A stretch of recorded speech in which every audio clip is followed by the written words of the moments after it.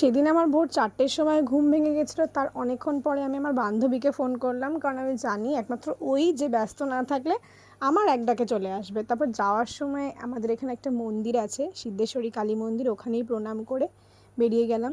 তারপর এখানে একটা মজার জিনিস ঘটেছে, কুকুরগুলো আসলে আমার দিকে আসছিলো, আমাকে মানে সকাল সকাল অচেনা লোককে দেখেছে, তারপর গরুগুলোকে দেখে উল্টে চলে গেছে। তারপর বান্ধবী আসলো, ওর জন্য ওয়েট করছিলাম। আর এখানে সকালবেলার ভিউটা খুব সুন্দর ছিল। আমরা খুব সকালে যাইনি, তবে একটু বেলা করেই গেছিলাম, কারণ ওখানে চায়ের দোকানগুলো তো একটু খুলতে দেরি হয়। আসলে আমাদের মোটিভ কিন্তু চা খাওয়া না, আমাদের মোটিভ হচ্ছে 1 কাপ চা নিয়ে ঘন্টার পর ঘন্টা ওখানে বসে গল্প করা। আর আমরা তাই করেছিলাম। আমরা 2 কাপ চা নিয়ে ব্যাস আমরা ঘন্টার পর ঘন্টা ওখানে বসে গল্প করেছি, জাস্ট দুজনের সাথে সময় কাটিয়েছি। আর আমার আসলে শরীরটা খুব খারাপ ছিল, তাই কদিন ভিডিও দেওয়া হয়নি। তারপর অনেকটা সময় কাটিয়ে বাড়ি ফিরলাম, আর বাড়ি ফিরেই ওদের সাথে আড্ডা মারতে বসে গেলাম। তো যাই হোক, আজকের মতো টাটা, দেখা।